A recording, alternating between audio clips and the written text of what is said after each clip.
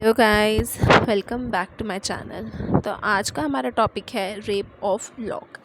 ये एक बहुत ही इम्पॉर्टेंट पोएम है जो कि कई बार नेट में पूछी जा चुकी है और ये आपको ऑलमोस्ट हर यूनिवर्सिटी के सिलेबस में ज़रूर मिलेगी। Rape of lock Alexander pope ने 1712 में लिखी थी और ये एक मॉक हेरोइक नैरेटिव पोएम है। इन तरह के नॉवेल्स में सटायर्स के थ्रू हेरोइक लिटरेचर्स में हीरो को सैटराइज किया जाता है, मतलब एक तरीके से उनका मजाक बनाया जाता है या हीरो की क्वालिटीज़ को इस पॉइंट तक बढ़ा चढ़ा के दिखाया जाता है कि वह अब्सर्ड मतलब बेमेल लगने लगती हैं। रेप ऑफ लॉक में डे टू डे के माइनर इंसिडेंट को सैटराइज किया गया है। इन इवेंट्स को गॉड्स की लाइफ से कंपेयर किया गया है। ये पोएम पोप ने रियल लाइफ इवेंट्स पे बेस की है जो कि उनके फ्रेंड जॉन कार्ल ने विटनेस की थी, मतलब ये रियल लाइफ इंसिडेंट पे बेस्ड है। रियल लाइफ इंसिडेंट में एराबेला फर्मर जो कि स्टोरी में बेलिंडा है और लॉर्ड पीटर जो कि कहानी में बैरन है के बीच में हुआ था, जो कि दोनों कैथोलिक फैमिली से बिलोंग करते थे। पीटर ने एराबेला के हेयर्स की कुछ स्ट्रैंड्स मतलब कुछ उसकी लटाएं थी और उसकी परमिशन के बिना काट ली थी, जिसकी वजह से दोनों फैमिलीज़ के बीच में बहुत बड़ी आर्गुमेंट हो जाती है।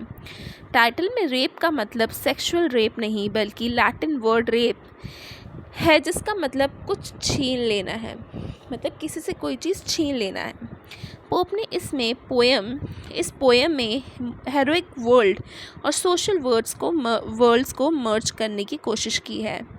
पोप ने क्लासिकल एपिक मैटर को यूज़ किया है पोएम में ताकि वो इस छोटे से इंसिडेंट की ट्रिविलिटी को दिखा सके। ये हमारी सोसाइटी पे सटायर है जो कुछ लोगों के लाइफस्टाइल को डिस्क्राइब करता है। तो चलिए पोएम शुरू करते हैं। पोएम की शुरुआत में पोप सबको बताता है कि एक बहुत बड़ा ऑफेंस हुआ है।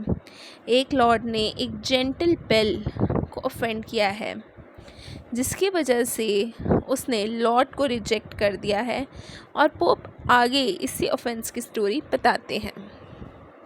जब बेलिंडा सो रही होती है, बेलिंडा हमारी कहानी की मेन प्रोटैगनिस्ट है, वो सो रही होती है तो सिफिल जिसका नाम एरियल है, सिफिल जो है वो एयर स्पिरिट होती हैं, वो बेलिंडा को वॉर्न करती है कि कुछ बुरा होने वाला है। वो सपने में आके उसे वॉर्न करती है।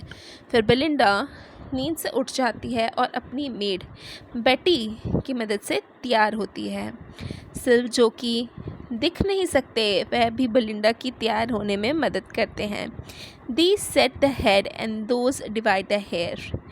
पोप वहाँ बेलिंडा के हेयर्स को ग्रेसफुल बताता है। वो उसकी पूरे तैयार होने की जो प्रोसेस था उसको बहुत अच्छे से डिस्क्राइब करते हैं पोएम में। बैरन जो कि बेलिंडा का सूटर है, मतलब उसे इम्प्रेस करने आया है, उसे बेलिंडा के हेयर्स बहुत सुंदर लगते हैं और वह कुछ बाल चुराना चाहता है। एरियल ने और भी सिल्स जो बेलिंडा को गार्ड करने के लिए बुला लिया था, वह उन्हें इंस्ट्रक्ट करती है कि उन्हें बेलिंडा को प्रोटेक्ट करना है भले कुछ भी हो जाए। लॉस्ट हर हार्ट और नेकलेस एट अ बॉल। तो बेलिंडा हैम्पटन कोर्ट पहुंचती है जहां उसे इनवाइट किया गया था। बैरन वहां बेलिंडा के हेयर्स चुराने के लिए प्लान बनाने लगता है। वह सीजर्स की मदद से बेलिंडा के हेयर्स को काटने लगता है, पर सिल्स बेलिंडा को बचा लेती हैं। सिल्स जो कि एयर स्पिरिट्स थी जो दिख नहीं सकती किसी को, वो बेलिंडा को बचा लेती हैं। बैरन बार बार कोशिश करता है पर फोर्थ टाइम उसे सक्सेस मिल ही जाती है। वो फाइनली बेलिंडा के हेयर्स के कुछ चंक्स को काट लेता है। जब बेलिंडा को पता चलता है कि बैरन ने उसके हेयर्स का कुछ हिस्से को काट लिया है, कुछ स्ट्रैंड्स को काट लिया है, तो उसे बहुत गुस्सा आता है। वो चीखने चिल्लाने लगती है। वहीं बैरन अपनी जीत की खुशी मनाता है। जिनोम जो कि ड्वार्फ क्रिएचर्स हैं और धरती के नीचे की दुनिया की रक्षा करते हैं।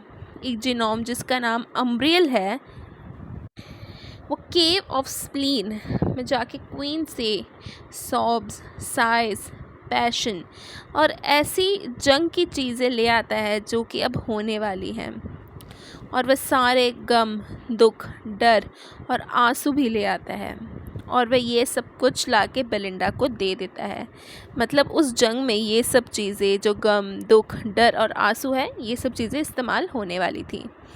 बेलिंडा जो कि बहुत गुस्से में थी, उसे उसकी फ्रेंड थेलेस्ट्रिस संभाल रही थी।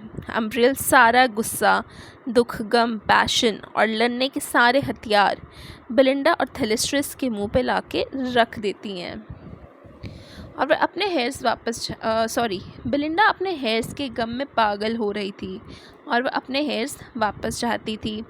वहाँ मौजूद लोगों को बेलिंडा की हालत देख के बहुत तरस आता है। वे सारे बैरन को समझाने लगते हैं कि वो बेलिंडा को उसके हेयर्स वापस कर दे, पर बैरन को अपने किए पर कोई अफसोस नहीं था, और वो हेयर्स वापस करने से मना कर देता है। क्लैरिसा भी एक मेंबर थी उस पार्टी की, वो अटेंड कर रही थी पार्टी को। पहले वो ही बैरन को सीजर्स पकड़ाती है ताकि वो बेलिंडा के हेयर्स काट ले। क्लैरिसा उन सबको शांति बनाए रखने के लिए कहती है और इस इंसिडेंट को मजाक के तौर पे लेने को कहती है, पर उसकी कोई भी नहीं सुनता, और वहाँ पे जंग शुरू हो जाती है, जो कि आँखों के गुस्से से लड़ी जाती है, सार्केज़म से लड़ी जाती है, तानों से लड़ी जाती है और गानों से लड़ी जाती है। ये एक बहुत ही यूनिक जंग दिखाई गई है यहाँ पे। बेलिंडा जो है बैरन से लड़ती है और उसे हराने की कोशिश करती है। वो डिमांड करती है कि उसके लॉक ऑफ हेयर्स को वापस कर दिया जाए, पर उसके हेयर्स कहीं नहीं मिलते।